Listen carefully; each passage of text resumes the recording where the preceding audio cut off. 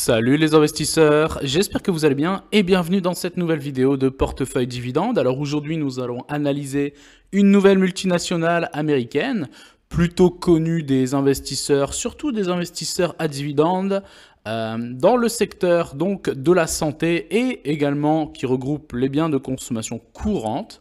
Il s'agit de Walgreens Boots Alliance.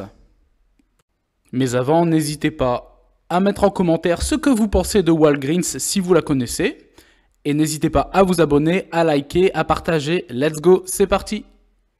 Donc au moment où je tourne la vidéo, le prix du cours de l'action de Walgreens est de 31,42 $. Nous verrons par la suite que son cours de bourse a énormément chuté depuis, on va dire, une année et demie. Et donc si vous voulez continuer et faire des recherches plus approfondies sur Walgreens, le ticker de l'entreprise, c'est WBA.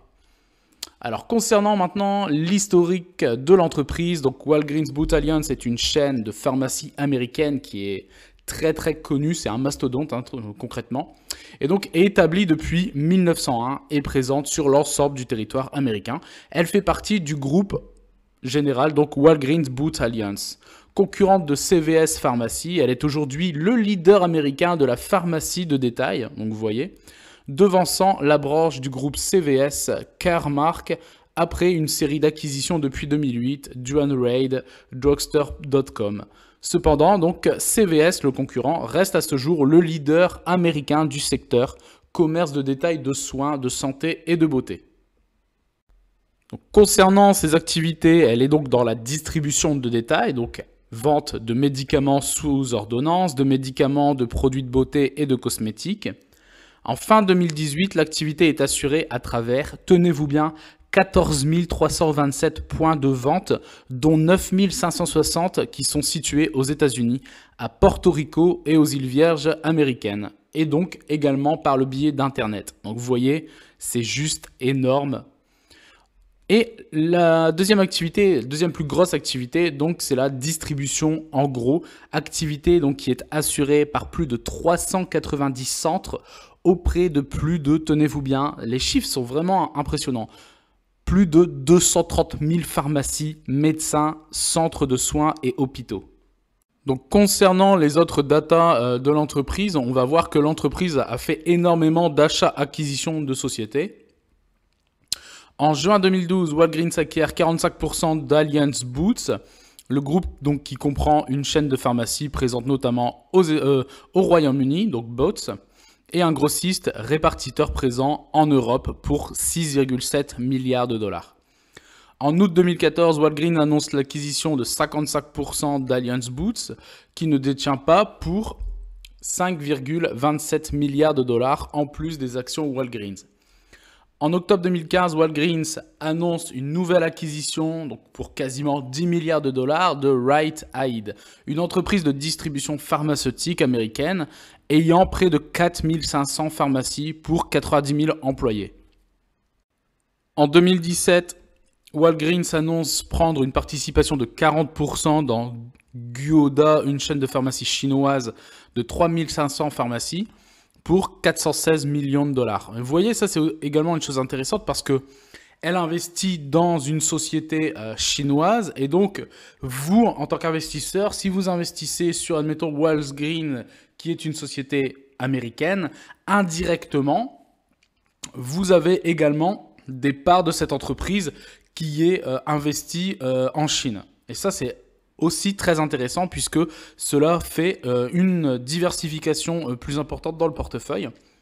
En janvier 2021, AmerisourceBergen annonce l'acquisition des activités de distribution de Walgreens, excepté les activités italiennes, allemandes et chinoises pour 6,5 milliards de dollars. Et donc fin janvier 2021, l'entreprise annonce le recrutement de Rose Belinda Brewer, actuelle directrice des opérations de Starbucks, au poste de CEO. Il s'agit de la première femme de couleur nommée à la tête d'une entreprise du S&P 500, donc qui regroupe les 500 plus importantes sociétés américaines, selon le classement de Standard & Poor's. Donc voilà, finalement, en ce qui concerne les dernières dates d'achat, d'acquisition d'entreprises de Walgreens.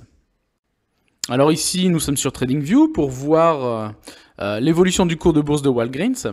Et donc, ça me fait un peu penser à la vidéo précédente où on avait vu ensemble Best Buy. J'ai l'impression que le graphique est quasiment identique. Donc, on se retrouve avec un plus haut historique atteint ici en juillet 2015 à 97 dollars, 97,75 dollars. Alors, ici... Donc depuis, on va dire, les années 94 pour un plus haut historique en 2015. Ici, donc le cours de bourse a pris 2434% d'augmentation, donc de plus-value, ce qui est tout bonnement énorme, en l'espace de 20 ans. C'est-à-dire que, on va dire, en 94, le cours de bourse était à 5 dollars. Et il est passé sur un plus haut historique en 2015 à quasiment 100 dollars. C'est juste énorme. Et là, depuis, par contre, on voit une baisse. Donc là, ici, nous sommes à 31,42 $. Et donc, depuis les plus hauts, donc 97 jusque ici, moins 68% donc en termes de baisse du cours de l'action, ce qui est plutôt pas mal. Et nous verrons par la suite également que Walgreens est plutôt très intéressante, même en termes de revenus à dividendes. Donc finalement, comme on peut le constater, on voit une première croissance, explosion du cours de bourse, on va dire milieu des années 90 pour arriver jusqu'on va dire dans les années 2000. Après, plutôt une stabilisation. Et après, à partir donc de début des années 2010, donc là clairement 2010-2012, on repart sur une hausse pour atteindre donc le fameux plus haut historique. Et donc finalement, Walgreens est plutôt intéressant en termes de points d'entrée parce que déjà finalement la valeur a chuté de quasiment 70%. Donc ça c'est très intéressant. Donc c'est plutôt intéressant de se positionner et nous verrons pourquoi Walgreens est une entreprise à surveiller, surtout en termes de dividendes. Alors ici, donc nous sommes sur dividende.com. Donc Walgreens verse un dividende annuel de 1,92 $ et a actuellement, au vu du cours de bourse qui s'est littéralement cassé la figure depuis ses plus hauts historiques, donc depuis 2015, on voit un rendement ici à 6,11%, ce qui est très très intéressant. D'autant plus qu'ici, vous voyez, le secteur en général des biens de consommation de base est estimé à 1,89%. Donc déjà, le rendement est énorme. Surtout actuellement, il n'y a pas non plus énormément d'entreprises qui se retrouvent avec des rendements comme ça.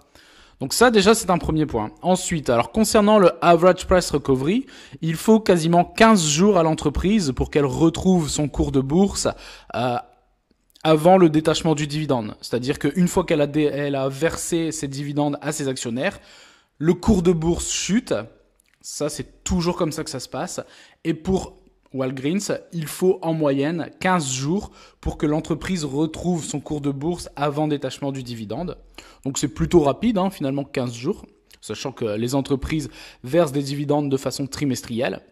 Le payout ratio de l'entreprise est très très intéressant, elle est assez conservatrice puisqu'il est de l'ordre de 40,48%. Donc ça c'est très très bien puisque sur 100% de ses bénéfices, elle ne prend finalement que 40% qu'elle redistribue à ses actionnaires. Donc ça c'est très positif. Et tenez-vous bien, Walgreens a augmenté ses dividendes de façon croissante depuis 47 années consécutives.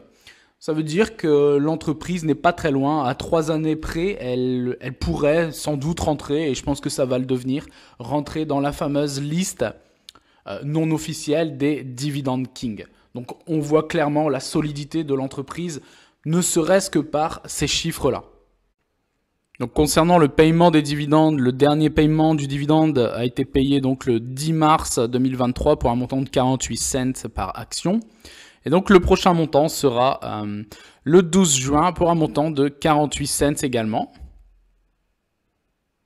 Et donc maintenant passons à l'historique donc des dividendes de Walgreens. Et donc on voit regardez ici, donc 48 cents, 48 cents, 48 cents, déclaré 48 cents, donc ça veut dire que non, le prochain paiement, il y aura sans doute une augmentation ou pas du dividende. Ça, ce sera en fonction de l'Assemblée générale de Walgreens, mais je pense que l'entreprise va continuer à verser des dividendes de façon croissante. Donc en 2022, l'entreprise a versé 1,91 $ de dividendes.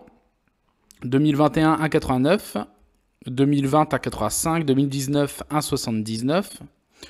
Donc là, on voit clairement la croissance du dividende, elle n'est pas folle. On est là ici 6%, 8%, en 2018, 1,68 $. Et ici, on voit 2020, 3%, 2021, 2%, 2022, 1,5, 2% également. Donc sur les dernières années, c'est pas extraordinaire. 2017, 1,55 $, donc croissance de 5%.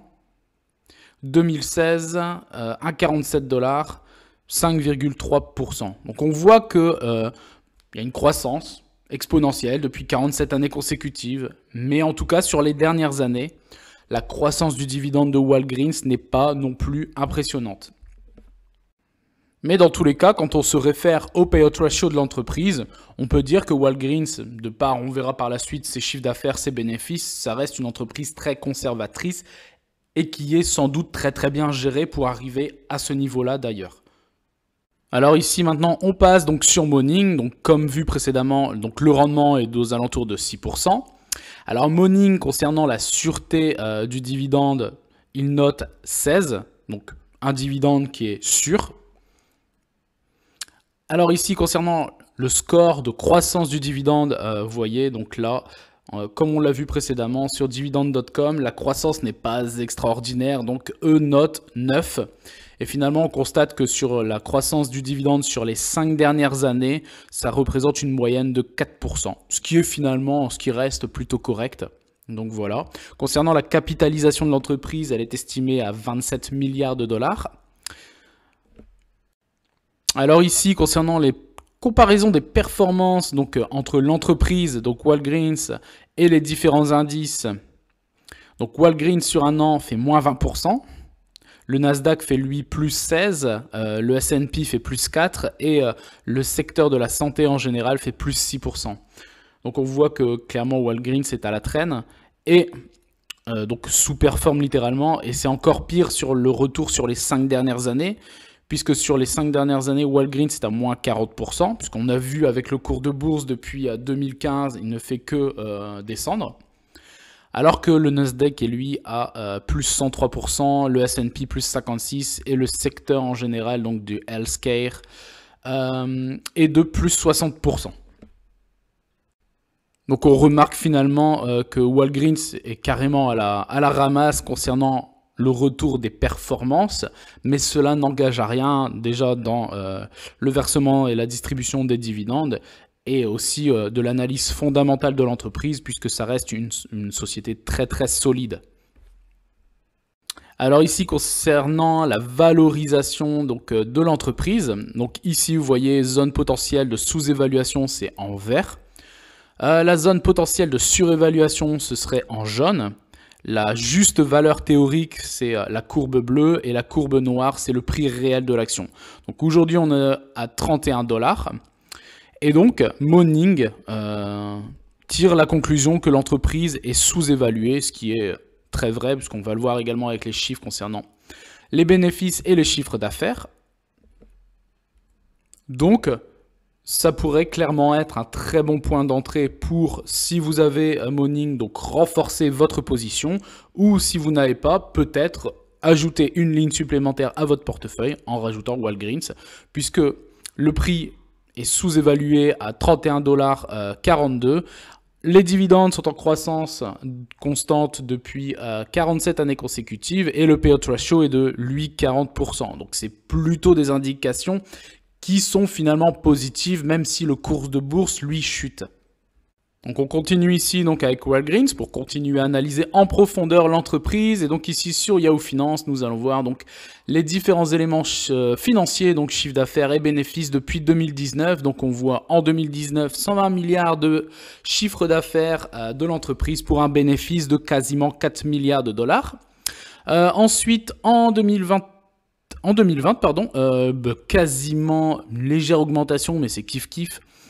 Passant un chiffre d'affaires de 122 milliards pour par contre une baisse des bénéfices passant à 456 millions de dollars de bénéfices. Donc par contre en termes de bénéfices, ils ont perdu quasiment 3 milliards et demi de bénéfices. En 2021, l'entreprise a augmenté de quasiment 10 milliards de dollars c'est son chiffre d'affaires, passant à 132 milliards de chiffre d'affaires. Et par contre, une réaugmentation donc de ses bénéfices passant à 2,5 milliards de dollars. Et donc 2022, stagnation, puisqu'on est à 132 milliards en termes de chiffre d'affaires. Et les bénéfices, par contre, eux, ont réaugmenté de quasiment 2 milliards supplémentaires puisque l'entreprise est repassée à 4,3 milliards de dollars de bénéfices. Donc on voit qu'il y a, comme toute entreprise, mais là on voit clairement, c'est augmentation, stagnation, augmentation légère donc du chiffre d'affaires, à part en 2020 où il y a eu une grosse baisse en termes des bénéfices, mais sinon c'est plutôt stable concernant l'entreprise, entre 2 et 4 milliards de dollars de bénéfices. Alors ici, on peut voir concernant l'évolution des recommandations et le taux de recommandation donc des différents analystes. Et donc ici, on voit, donc vous voyez, signal d'achat en vert, c'est soit signal d'achat, soit acheter, en jaune détenir et orange sous-performance et littéralement rouge, c'est vendre. Et donc, concernant le taux de recommandation, on est aux alentours de 3, donc concrètement 2,9. Et donc, on se situerait entre, on va dire, détenir l'entreprise et l'acheter. Donc, voilà, voilà un indicateur supplémentaire par rapport à ce qui a été dit précédemment dans l'analyse. Et donc, pour terminer ici, j'ai pas trouvé grand-chose concernant Walgreens, à part juste une news qui est assez négative, puisque Walgreens a conclu un accord de 500 millions de dollars avec le Nouveau-Mexique sur la crise des opioïdes. Donc Walgreens a accepté de verser 500 millions de dollars au Nouveau-Mexique pour régler les allégations selon lesquelles ces pharmacies auraient contribué à alimenter la dépendance aux opioïdes dans l'État du Nouveau-Mexique en n'arrêtant pas les ventes illégales de pilules, ont annoncé donc ce vendredi les avocats de l'État. Donc le règlement le plus important obtenu par le Nouveau-Mexique contre une seule entreprise pour des opioïdes est donc intervenu après un procès sans jury l'année dernière dans le cadre du procès de l'État contre l'entreprise. Donc c'est une news assez négative et je remarque qu'en ce moment il y a beaucoup de sociétés qui ont des procédures judiciaires. Donc là vous avez ici Walgreens, vous avez 3M qui est embourbé dans de nombreux procès et qui voit également son cours de bourse depuis des années se casser la figure. Donc voilà. Donc alors la conclusion concernant Walgreens.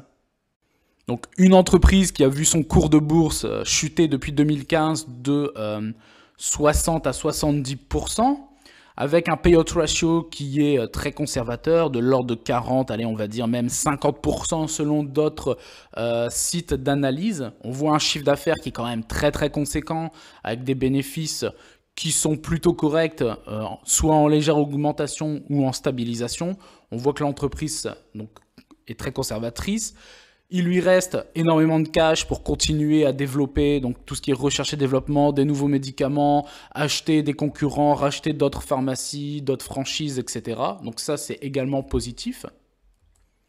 Elle verse des dividendes consécutivement depuis 47 années, ce qui est tout simplement monstrueux. Il n'y a pas non plus énormément d'entreprises sur le marché qui ont ce genre de versement de dividendes. La seule chose qu'on pourrait reprocher, c'est peut-être la croissance par rapport à son payout ratio qui n'est pas très important, au l'ordre de 3 à 4% par an. Mais c'est une entreprise finalement qui est de top qualité, en tout cas ce que je trouve personnellement. Ce genre d'entreprise, si vous investissez dedans, vous pouvez littéralement dormir sur vos deux oreilles, même si on n'est jamais à l'abri. Donc voilà, j'espère que cette vidéo vous aura plu. N'hésitez pas à vous abonner, à liker, à partager et je vous dis à très bientôt pour une prochaine vidéo. Ciao!